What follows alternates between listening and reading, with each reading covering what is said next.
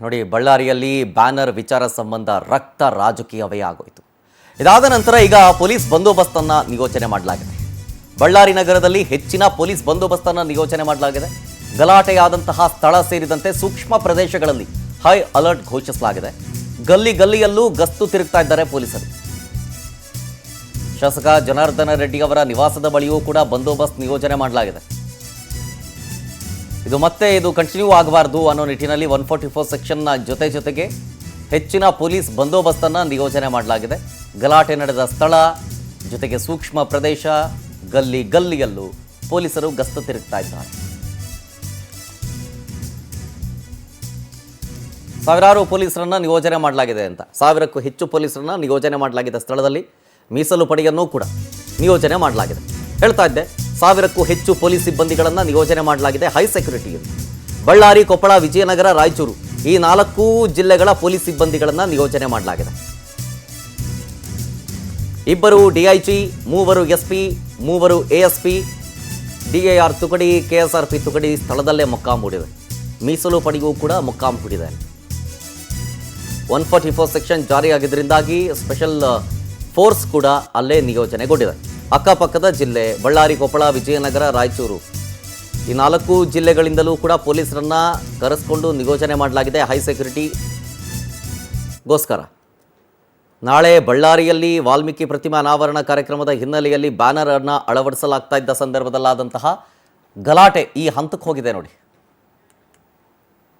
ಒಂದು ಗಣಿ ಜಿಲ್ಲೆಯಲ್ಲಿ ಉಂಟಾದಂತಹ ಒಂದು ಉದ್ರಿಕ್ತ ಪರಿಸ್ಥಿತಿಯನ್ನು ಈ ಒಂದು ಕಂಟ್ರೋಲಿಗೆ ತರುವಂತಹ ಕಾರಣದಿಂದಾಗಿ ನಿನ್ನೆಯಿಂದಲೇ ಈ ಒಂದು ಪೊಲೀಸ್ ಇಲಾಖೆಯ ಸಾಕಷ್ಟು ಅಧಿಕಾರಿಗಳು ಜನಾರ್ದನ ರೆಡ್ಡಿ ಮನೆ ಮುಂದೆ ಬೀಡು ಬಿಟ್ಟಿದ್ದಾರೆ. ಅದರಲ್ಲಿ ಮುಖ್ಯವಾಗಿ ಈ ಒಂದು ದಾವಣಗೆರೆಯ ಐಜಿಪಿ ಆಗಿರತಕ್ಕಂಥ ಐಜಿಪಿ ಮತ್ತು ಬಳ್ಳಾರಿ ಐಜಿಪಿ ಅವರು, ಬಳ್ಳಾರಿ ವಲಯದ ಐಜಿಪಿ ಇಬ್ಬರು ಸಹ ಇಲ್ಲೇ ಇದ್ದಾರೆ. ಅದರ ಜೊತೆಗೆ ಈ ಒಂದು ವಿಜಯನಗರ, ಕೊಪ್ಪಳ ಮತ್ತು ಬಳ್ಳಾರಿಯ 3 ಜನ SP ಅವರು ಸಹ ಇಲ್ಲೇ ಇದ್ದಾರೆ. ಇದರ ಜೊತೆಗೆ ಸುಮಾರು 1000 ಜನ ಪೊಲೀಸರನ್ನು ನಾವು ಈಗ ನೋಡಬಹುದು, ಗಮನಿಸ್ತಾ ಇದ್ದೀರಿ. ಸಾವಿರಾರು ಜನ ಪೊಲೀಸರು ಸಹ ಈ ಒಂದು ಸ್ಥಳದಲ್ಲಿ ನಿಯೋಜನೆ ಮಾಡಿದ್ದಾರೆ.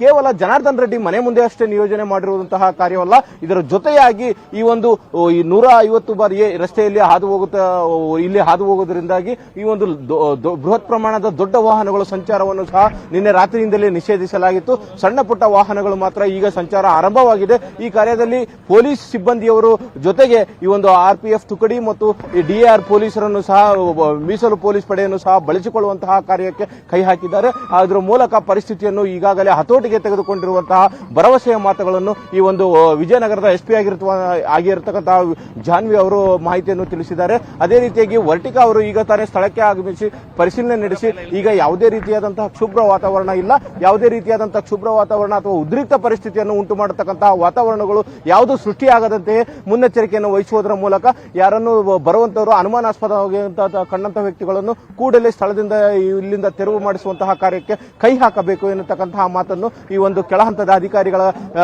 ಆದೇಶ ನೀಡಿ ಹೊರಟಿದ್ದಾರೆ. ಇದನ್ನು ಗಮನಿಸ್ತಾ ಮುಂದೆ ಹೋದಂತಹ ಸಂದರ್ಭದಲ್ಲಿ ಈ ಘಟನಾವಳಿಗಳನ್ನೆಲ್ಲ ನಮ್ಮ ಗಮನಿಸ್ತಾ ಹೋದಾಗ 144 ಸೆಕ್ಷನ್ ಜಾರಿಯಾದ ನಂತರದಲ್ಲಿ ಇಲ್ಲಿ ಯಾವುದೇ ರೀತಿಯಾದಂತಹ ಅಹಿತಕರ ವಾತಾವರಣಗಳು ನಡೆಯದಂತೆ ಸಂಪೂರ್ಣವಾಗಿ ಸಹ ಉತ್ತಮವಾದಂತಹ ಒಂದು ವಾತಾವರಣ ಏನು ನೆಲೆಯಾಗಬೇಕಾದಂತಹ ಅವಕಾಶಕ್ಕೆ ಈ ಒಂದು ಕ್ಲಿಯರ್ ಆದಂತಹ ಒಂದು ಆದೇಶವನ್ನು ಹೊರಡಿಸಲಾಗಿದೆ. ಇದು ಮುಂದೆ ಈ ರೀತಿಯಾದಂತಹ ಬೆಳವಣಿಗೆಗೆ ಈಗ ತದನಂತರದ ಹಂತವಾಗಿ ಇಲ್ಲಿ ಸ್ಥಳದಲ್ಲಿ ಆಗಿರತಕ್ಕಂಥ ಘಟನಾವಳಿಗಳು ಒಂದು ಹಂತ ಆದ್ರೆ ಈಗ ಇವರು ಈ ಒಂದು ಜನಾರ್ದನ ರೆಡ್ಡಿ ಅವರು ಮತ್ತು ಅವರ ಬೆಂಬಲಿಗರಿಂದ ಸುಮಾರು 10 ಗಂಟೆಗೆ ಸುದ್ದಿಗೋಷ್ಠಿಯನ್ನು ಕರೆದಿದ್ದಾರೆ. ಅದರಲ್ಲಿ ಈ ಒಂದು ಘಟನಾವಳಿಯ ಬಗ್ಗೆ ಸಂಪೂರ್ಣ ಮಾಹಿತಿಯನ್ನು ಈ ಮಾಧ್ಯಮದವರಿಗೆ ಹಂಚಿಕೊಳ್ಳಲಿದ್ದಾರೆ. ಅದೇ ರೀತಿಯಾಗಿ ಅದರ ವಿರೋಧವಾಗಿ ಈ ಒಂದು ಭರತ್ ರೆಡ್ಡಿ ಬೆಂಬಲಿಗರಾದಂತಹ ನಾರಾ ಪ್ರತಾಪ್ ರೆಡ್ಡಿ ಅವರು ಮತ್ತು ಈ ಒಂದು ಮುಂಡ್ರಿಗಿ ನಾಗರಾಜ್ ಅವರು ಸೇರಿದಂತೆ ಸಾಕಷ್ಟು ಜನರು ಸಹ ಅವರು ಸಹ ನಕ್ಷತ್ರ ಹೋಟೆಲ್ ಅಲ್ಲಿ ಸುದ್ದಿಗೋಷ್ಠಿಯನ್ನು ಮಾಡುವುದಾಗಿ ಸಹ ತಿಳಿಸಿದ್ದಾರೆ.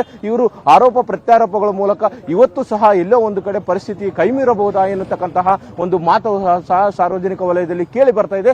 ಈ ರೀತಿಯ ಘಟನೆಗಳು ಯಾವುದೇ ಕಾರಣಕ್ಕೂ ಉದ್ರಿಕ್ತ ಪರಿಸ್ಥಿತಿ ಆಗದೆ ಕೇವಲ ಮಾತುಗಾರಿಕೆಯಿಂದ ಮುಕ್ತಾಯಗೊಂಡರೆ ಸಾಕು ಎನ್ನುತ್ತಕ್ಕಂತಹ ಮಾತನ್ನು ಇಲ್ಲಿ ಸಾರ್ವಜನಿಕ ವಲಯದಲ್ಲಿ ಕೇಳಿ ಬರತಕ್ಕಂತಹ ಮಾತಾಗಿದೆ. ಕ್ಯಾಮರಾ ಪರ್ಸನ್ ರಾಮು ಜೊತೆ Veeresh, Karur, power TV, Ballari. Details ಕೊಡ್ತಾರೆ ಇನ್ನಷ್ಟು ನಮ್ಮ ಪ್ರತಿನಿಧಿ ವೀರೇಶ್ ಲೈವ್ ನಲ್ಲಿದ್ದಾರೆ ಘಟನಾ ಸ್ಥಳದಿಂದ. ವೀರೇಶ್, ಈಗ ಸದ್ಯದ ಪರಿಸ್ಥಿತಿ ಏನು, ಎಕ್ಸ್ಪ್ಲೇನ್ ಮಾಡ್ತಾ ಹೋಗಿ. ಗೋ ಹೆಡ್. ಎಸ್ ಶರತ್, ಈ ಒಂದು ಗಣಿ ಜಿಲ್ಲೆ ಬಳ್ಳಾರಿಯಲ್ಲಿ ಇಂದು ಮುಂಜಾನೆಯಿಂದಲೇ ಸಹ ಪರಿಸ್ಥಿತಿ ಒಂದು ಹತೋಟಿಯಲ್ಲಿರತಕ್ಕಂತಹ ಎಲ್ಲ ಅಂಶಗಳು ಬೆಳಕಿಗೆ ಬರ್ತಾ ಇದ್ದಾವೆ. ಈಗ ಜನಾರ್ದನ್ ರೆಡ್ಡಿ ಮನೆ ಮುಂದೆ ಅವರ ಮನೆಯಲ್ಲಿ ಕೆಲಸ ಮಾಡತಕ್ಕಂತಹ ಕೆಲಸಗಾರರು ಹಾಗೂ ಬೆಂಬಲಿಗರು ಒಬ್ಬರೊಬ್ಬರಾಗಿ ಬರತಕ್ಕಂಥದ್ದು ಒಂದು ಅಂಶ ಕಂಡು ಬರ್ತಾ ಇದೆ. ಇದರ ಜೊತೆಗೆ 150 ಬಾರಿ ರಾಷ್ಟ್ರೀಯ ಹೆದ್ದಾರಿಯಲ್ಲಿ ವಾಹನಗಳು, ಕೇವಲ ಲಘು ವಾಹನಗಳ ಜೊತೆಗೆ ಬೃಹತ್ ವಾಹನಗಳ ಸಂಚಾರಕ್ಕೂ ಸಹ ಅನುವು ಸಿಕ್ಕಿದೆ. 144 ಸೆಕ್ಷನ್ ಜಾರಿಯಾಗಿದ್ರೂ ಸಹ ಯಾವುದೇ ರೀತಿಯಾದಂತಹ ಅಹಿತಕರತೆಗಳು ನಡೆಯದಂತೆ ಮತ್ತು ಸಾರ್ವಜನಿಕರಿಗೆ ಸಮಸ್ಯೆಯಾಗದಂತಹ ಎಲ್ಲಾ ರೀತಿಯಾದಂತಹ ಮುನ್ನೆಚ್ಚರಿಕೆ ಕ್ರಮಗಳನ್ನು ಕೈಗೊಂಡಿದೆ. ನಿನ್ನೆ ರಾತ್ರಿಯಾದಂತಹ ಈ ಬಳ್ಳಾರಿಯ ಈ ಬೆಳವಣಿಗೆಯಿಂದಾಗಿ ಇದರ ಬಗ್ಗೆ ಸಂಪೂರ್ಣ ಮಾಹಿತಿ ಪಡೆದಂತಹ ಈ ಒಂದು ಗೃಹ ಸಚಿವ ಪರಮೇಶ್ವರ್ ಅವರು ಈಗ ಲಾ ಅಂಡ್ ಆರ್ಡರ್ ಈ ಒಂದು ಎಡಿಜಿಪಿ ಆಗಿರತಕ್ಕಂತಹ ರಿತೇಂದ್ರ ಅವರನ್ನು ಈಗಾಗಲೇ ಸ್ಥಳಕ್ಕೆ ಕಳಿಸುವಂತಹ ಪ್ರಯತ್ನ ಮಾಡಿದ್ದಾರೆ. ಈಗ ತಾನೇ ತುಮಕೂರು ಇಂದ ಮುಂದೆ ಬಂದಿರುವಂತಹ ಮಾಹಿತಿ ಸಹ ತಿಳಿದು ಬರ್ತಾ ಇದೆ. ಅವರು ಬಂದು ಮತ್ತೊಮ್ಮೆ ಪರಿಶೀಲನೆ ಮಾಡತಕ್ಕಂತಹ ಎಲ್ಲಾ ಕೆಲಸ ಕಾರ್ಯಗಳಿಗೂ ಕೈ ಹಾಕ್ತಾರೆ ಅನ್ನತಕ್ಕಂಥದ್ದು ಸಹ ತಿಳಿದು ಬರ್ತಾ ಇದೆ. ಇಲ್ಲಿ ನಾವು ಗಮನಿಸ್ತಾ ಹೋದಾಗ ಸಾಕಷ್ಟು ಪ್ರಮಾಣದಲ್ಲಿ ಮೊದಲನೇದಾಗಿ ಈ ಒಂದು ಜನಾರ್ದನ್ ರೆಡ್ಡಿ ಅವರ ಮನೆ ಅಥವಾ ಕುಟೀರವನ್ನು ನೋಡಿದಂತಹ ಸಂದರ್ಭದಲ್ಲಿ ಈಗ ಅಲ್ಲಿ ಕಾಣ್ತಾ ಇರೋದೇ ಜನಾರ್ದನ್ ರೆಡ್ಡಿ ಮನೆ. ಜನಾರ್ದನ್ ರೆಡ್ಡಿ ಮನೆ ಪಕ್ಕದಲ್ಲಿರುವ ಕಾಂಪೌಂಡ್ ಏನಿದೆ, ಆ ಕಾಂಪೌಂಡೇ ಶ್ರೀರಾಮ್ಲು ಅವರ ಮನೆ. ಈ ಎರಡು ಮನೆಗಳ ಮುಂದೆ ಎಲ್ಲ ಬಿದ್ದಿರತಕ್ಕಂಥದ್ದನ್ನು ನೋಡಬಹುದು. ವಾಟರ್ ಬಾಟಲ್ಗಳಾಗಿರ್ಬೋದು, ಚಹರಿದ ಚಪ್ಪಲ್ಗಳಾಗಿರ್ಬೋದು, ಕಲ್ಲುಗಳ ರಾಶಿ ಆಗಿರ್ಬೋದು, ಕಟ್ಟಿಗೆ ದೊಣ್ಣೆಗಳಾಗಿರೋದು ಎಲ್ಲೆಂದರಲ್ಲಿ ಬಿದ್ದು ಸಂಪೂರ್ಣವಾಗಿ ನುಚ್ಚು ನೂರಾಗಿ ಹೋಗಿದೆ. ಇಲ್ಲಿ ನೋಡ್ಬೋದು ಅವರ ಈ ಒಂದು ಕುಟೀರಕ್ಕೆ ಏನು ಪ್ರೆಸ್ ಮೀಟ್ ಮಾಡುವುದಕ್ಕೆ ಮತ್ತು ಇನ್ನಿತರೆ ತಮ್ಮ ಬೆಂಬಲಿಗರೊಂದಿಗೆ ಈ ಒಂದು ಸಭೆ ಮಾಡಲಿಕ್ಕೆ ಏನು ಬೇಕಾದಂತಹ ಒಂದು ಕುಟೀರವನ್ನು ನಿರ್ಮಾಣ ಮಾಡ್ಕೊಂಡಿರ್ತಾರೆ ಜನಾರ್ದನ್ ರೆಡ್ಡಿ ಅವರು. ಅವರ ಕುಟೀರದ ಮುಂದಿರತಕ್ಕಂತಹ ಒಂದು ಬ್ಯಾರಿಕೇಡ್ ಮಾದರಿಯನ್ನು ಅಳವಡಿಸಿರುವುದು ಸಹ ಸಂಪೂರ್ಣವಾಗಿ ಕಿತ್ತು ಹೋಗಿರತಕ್ಕಂಥದ್ದನ್ನು ಸಹ ನೀವು ಇಲ್ಲಿ ನೋಡಬಹುದು. ಇದರ ಜೊತೆಗೆ ಎಲ್ಲೆಂದರಲ್ಲಿ ಬಡಿಗೆ ಕಟ್ಟಿಗೆಗಳು ಸಹ ಬಿದ್ದಿರುವುದನ್ನು ಸಹ ಇಲ್ಲಿ ಗಮನಿಸಬಹುದಾದಂತಹ ಒಂದು ಅಂಶವಾಗಿದೆ. ಇಲ್ಲಿ ಈ ಒಂದು ನಿಯೋಜನೆಗೊಂಡಂತಹ ಈ ಒಂದು ಅಧಿಕಾರಿ ವರ್ಗದವರು ಏನಿದ್ದಾರೆ, ಈ ಒಂದು ಪೊಲೀಸ್ ಇಲಾಖೆಯ ಮುಖ್ಯ ಅಧಿಕಾರಿಗಳು ಸಹ ಅಲ್ಲಲ್ಲಿ ಸುಮಾರು ಘಟನಾ ಸ್ಥಳದಿಂದ 2.5 ಇಂದ 3 ಕಿಲೋಮೀಟರ್ ವರೆಗೂ ಸಹ ಅಲ್ಲಲ್ಲಿ ಮುಖ್ಯವಾದಂತಹ ಈ ಒಂದು ಆಯಾಕಟ್ಟಿನ ಸ್ಥಳದಲ್ಲಿರತಕ್ಕಂತಹ ಅಧಿಕಾರಿ ವರ್ಗದವರನ್ನು ನಿಯೋಜಿಸುವುದರ ಜೊತೆಗೆ ಅದಕ್ಕೆ ಸಂಬಂಧಪಟ್ಟಂಗೆ DAR ಮತ್ತು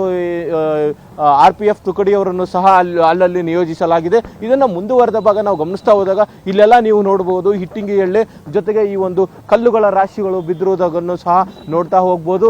ಅದರ ಜೊತೆಗೆ ಈ ಒಂದು ಕುಟೀರ ಸಂಪೂರ್ಣವಾಗಿ ಗ್ಲಾಸ್ ನಲ್ಲಿ ಕೂಡಿರೋದ್ರಿಂದಾಗಿ ಈ ಗ್ಲಾಸ್ ಸಹ ಒಡೆದು ಛಿದ್ರವಾಗಿರ್ತಕ್ಕಂತಹ ಘಟನೆಯನ್ನು ನೀವು ಕಾಣಬಹುದಾಗಿದೆ.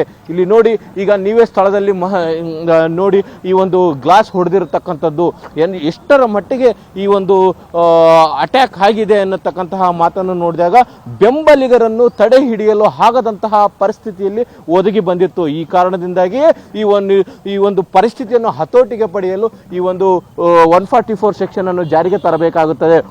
ಜಾರಿಗೆ ತಂದ ನಂತರ ಇಂದು ಮುಂಜಾನೆ ಈ ಒಂದು ಆರೋಪ ಪ್ರತ್ಯಾರೋಪಗಳನ್ನು ಮಾಡುವಂತಹ ಉದ್ದೇಶದಿಂದ ಸುದ್ದಿಗೋಷ್ಠಿಯನ್ನು ಆಯೋಜನೆ ಮಾಡತಕ್ಕಂತಹ ಕಾರ್ಯಕ್ಕೆ ಮುಂದಾಗಿದ್ದಾರೆ. ಹಾಗೂ ಅಲ್ಲಲ್ಲಿ ಈ ಒಂದು ಕಲ್ಲುಗಳಿಂದ ಹೊಡೆದಂತಹ ಏಟುಗಳು ಗ್ಲಾಸ್ಗೆ ಬಿದ್ದು ಮಚ್ಚೆಯಾಗಿ ಏರ್ಪಟ್ಟಿರತಕ್ಕಂಥದ್ದನ್ನು ಸಹ ನಾವು ಕಾಣಬಹುದಾಗಿದೆ. ಈಗ ಈ ಒಂದು ಘಟನಾವಳಿಯ ಜೊತೆಗೆ ಈ ಒಂದು ಪೊಲೀಸ್ ಇಲಾಖೆಯವರು ಸುಮಾರು ಈ ಘಟನಾ ಸ್ಥಳದಿಂದ 2.5 ಕಿಲೋಮೀಟರ್ ವರೆಗೂ, ಅಂದ್ರೆ ಬಳ್ಳಾರಿ ನಗರದ ಹತ್ತಿರದಲ್ಲಿರತಕ್ಕಂತಹ ಕುರ್ರಟ್ಟಿ ಪ್ರದೇಶದಲ್ಲಿ ಜನಾರ್ದನ್ ರೆಡ್ಡಿ ಅವರ ನಿವಾಸ ಇದೆ. ಇಲ್ಲಿಂದ ಸುಮಾರು 2.5 ಕಿಲೋಮೀಟರ್ ಸರೌಂಡಿಂಗ್ ಅಲ್ಲಿ ಅಲ್ಲಲ್ಲಿ ಪ್ರತಿಯೊಂದು ಬರತಕ್ಕಂತಹ ಮಾರ್ಗದಲ್ಲಿ ಅನುಮಾನಾಸ್ಪದವಾದಂತಹ ವ್ಯಕ್ತಿಗಳು ಅಥವಾ ವಾಹನಗಳ ಸಂಚರಿಸುವುದರ ಮೇಲೆ ನಿಗಾ ವಹಿಸಲಾಗಿದೆ ಮತ್ತು ಅನುಮಾನ ಬಂದಂತಹ ಸಂದರ್ಭದಲ್ಲಿ ಅದನ್ನು ತಪಾಸಣೆ ಮಾಡುವಂತಹ ಕಾರ್ಯಕ್ಕೂ ಸಹ ಮುಂದಾಗಿದ್ದಾರೆ. ಈ ಎಲ್ಲಾ ಘಟನೆಗಳನ್ನು ನೋಡ್ತಾ ಹೋದಾಗ ಎಲ್ಲೋ ಒಂದು ಕಡೆ ಇವತ್ತು ಆರೋಪ ಪ್ರತ್ಯಾರೋಪ ಸುದ್ದಿಗೋಷ್ಠಿಯಲ್ಲಿ ಮಾಡಿಕೊಂಡಂತಹ ಬೆಳವಣಿಗೆಗಳು ಮತ್ತಷ್ಟು ಕಂಡು ಬಂದಿರುವಂತಹ ಸಂದರ್ಭದಲ್ಲಿ ಮುಖ್ಯವಾಗಿ ಏನಾಗ್ತದೆ ಅಂದ್ರೆ ಈ ಒಂದು ಪರಿಸ್ಥಿತಿ ಮತ್ತಷ್ಟು ಉಲ್ಬಣ ಆಗ್ಬೋದೇನೋ ಅನ್ನತಕ್ಕಂಥದ್ದು ಇಲ್ಲಿ ಕೇಳಿ ಬರ್ತಾ ಇದೆ. ಇದರ ಜೊತೆಯಾಗಿ ನಿನ್ನೆ ಏನು ಫೈರಿಂಗ್ ಆಯ್ತು, ಏನು ಈ ಒಂದು ಭರತ್ ರೆಡ್ಡಿ ಆಪ್ತ ಆಗಿರ್ತಕ್ಕಂತಹ ಸತೀಶ್ ರೆಡ್ಡಿ ಅವರ ಈ ಒಂದು ಬೆಂಗಾವಲು ಪಡೆಯ ಈ ಗನ್ ಮ್ಯಾನ್ಗಳು ಗಾಳಿಯಲ್ಲಿ ಫೈರಿಂಗ್ ಮಾಡಿರೋದು ಅನ್ನೋದು ಒಂದು ವಾದ ಭರತ್ ರೆಡ್ಡಿ ಅವರ ಕಡೆಯದಾದ್ರೆ, ಇಲ್ಲ ಅವರು ನನ್ನನ್ನು ಉದ್ದೇಶಪೂರ್ವಕವಾಗಿ ಫೈರಿಂಗ್ ಮಾಡಿದ್ದಾರೆ ಎಂದು ಬುಲೆಟ್ ತೋರಿಸುವುದರ ಮೂಲಕ ಜನಾರ್ದನ್ ರೆಡ್ಡಿ ಅವರು ನನ್ನನ್ನು ಕೊಲೆ ಮಾಡಲು ಇದೊಂದೆಲ್ಲ ಕುತಂತ್ರವನ್ನು ನಡೆಸಿದ್ದಾರೆ. ಅದರಿಂದಾಗಿ ಬ್ಯಾನರ್ ಅನ್ನೋ ನೆಪದಲ್ಲಿ ಸುಮಾರು 20 ರಿಂದ 30 ಜನಗಳು ಏಕಾಏಕಿಯಾಗಿ ಅಟ್ಯಾಕ್ ಮಾಡಿ ಗಲಾಟೆ ತೆಗೆದಿದ್ದಾರೆ ಎನ್ನುತ್ತಕ್ಕಂತಹ ಮಾತನ್ನು ಸಹ ಅವರು ಹೇಳಿರುವುದನ್ನು ನಾವು ಗಮನಿಸಿದ್ವಿ. ಈ ಎಲ್ಲಾ ಬೆಳವಣಿಗೆಗಳನ್ನು ನೋಡಿದಾಗ ಇವತ್ತು ಏನಾದರೂ ತಾರ್ಕಿಕ ಅಂತ್ಯ ಸಿಗಬಹುದಾ? ಎನ್ನುತ್ತಕ್ಕಂತಹ ಮಾತನ್ನು ಪ್ರತಿಯೊಬ್ಬರು ಇಲ್ಲಿ ಬಳ್ಳಾರಿಯ ಸಾರ್ವಜನಿಕರು ಜನಾರ್ದನ್ ರೆಡ್ಡಿ ಮತ್ತು ಭರತ್ ರೆಡ್ಡಿ ಅವರ ಈ ಒಂದು ನಡವಳಿಕೆಗಳನ್ನು ಪ್ರತಿಯೊಂದನ್ನು ಪರಿಶೀಲಿಸುವಂತಹ ಕಾರ್ಯವನ್ನು ಆಗ್ತಾ ಇದೆ. ಇದರ ನಡುವೆ ಇಲ್ಲಿವರೆಗೆ ಕೇವಲ ಜನಾರ್ದನ್ ರೆಡ್ಡಿ, ಭರತ್ ರೆಡ್ಡಿ, ಶ್ರೀರಾಮುಲು ಮತ್ತು ಸತೀಶ್ ರೆಡ್ಡಿ ಇಷ್ಟು ಜನಗಳಿಗೆ ಮಾತ್ರ ಸೀಮಿತವಾಗಿರುವುದು. ಈ ಒಂದು FIR ಕಾಪಿ ಏನು FIR ದಾಖಲಿಸಿದ್ದಾರೆ ನೊಂದಂತ ಸಂತ್ರಸ್ತರು ಇರತಕ್ಕಂತಹ ಈ ಒಂದು ಸತೀಶ್ ರೆಡ್ಡಿ ಅವರು, ಚಾನಾಳ್ ಶೇಖರ್ ಅವರು ಸೇರಿದಂತೆ ಶ್ರೀನಿವಾಸ್ ಅವರು ಏನು 4 ಏನು FIR ದಾಖಲಿಸಿದ್ದಾರೆ. ಆ FIR ಮೂಲಕವಾಗಿ ಈ ಒಂದು ಜನಾರ್ದನ್ ರೆಡ್ಡಿ, ಶ್ರೀರಾಮುಲು ಅವರು ಆಪ್ತ ಬಳಗದಲ್ಲಿರತಕ್ಕಂತಹ ಪಾಲಣ್ಣವರು ಆಗಿರ್ಬೋದು, ಮೋತ್ಕೂರ್ ಶ್ರೀನಿವಾಸ್ ಅವರು ಇರ್ಬೋದು, ಮಾಜಿ ಶಾಸಕ ಸೋಮಶೇಖರ್ ರೆಡ್ಡಿ ಅವರು ಆಗಿರ್ಬೋದು, ದಮ್ಮೂರ್ ಶೇಖರ್ ಅವರು ಆಗಿರ್ಬೋದು, ಅಲಿ ಖಾನ್ ಆಗಿರ್ಬೋದು, ಸುಮಾರು ಇತರೆ 11 ಜನಗಳನ್ನು ಸಹ ಇದರಲ್ಲಿ ಸೇರಿಸುವುದರ ಮೂಲಕ ಎಲ್ಲೋ ಒಂದು ಕಡೆ ಇವರ 2 ಗುಂಪುಗಳ ನಡುವೆ ಇರತಕ್ಕಂಥದ್ದು ಸಂಪೂರ್ಣವಾಗಿ ಬಳ್ಳಾರಿ ನಗರದಲ್ಲಿರತಕ್ಕಂತಹ ಮುಖ್ಯವಾದಂತಹ ಬಿಜೆಪಿ ಮತ್ತು ಕಾಂಗ್ರೆಸ್ಸಿನ ಎಲ್ಲಾ ಸದಸ್ಯರಿಗೂ ಈ ಒಂದು ಕೃತ್ಯದ ನಂಟನ್ನು ಬಳಿಯುವಂತಹ ಕಾರ್ಯ ಆಗಿದೆ. ಈ ನಿಟ್ಟಿನಲ್ಲಿ ಎಷ್ಟು ಮಟ್ಟಿಗೆ ಇದು ಪರಿಸ್ಥಿತಿ ಇಲ್ಲಿಯ ಉದ್ರಿಕ್ತತೆ ಅನ್ನೋದಕ್ಕಿಂತ ಬೂದಿ ಮುಚ್ಚಿದ ಕೆಂಡವಾದಂತಹ ವಾತಾವರಣ ಇಂದು ಮುಂಜಾನೆಯಿಂದ ಕಂಡು ಬರ್ತಾ ಇದೆ. ಶರತ್, ಓಕೆ, ಥ್ಯಾಂಕ್ ಯು ವೀರೇಶ್ ಡೀಟೇಲ್ಸ್ಗಾಗಿ.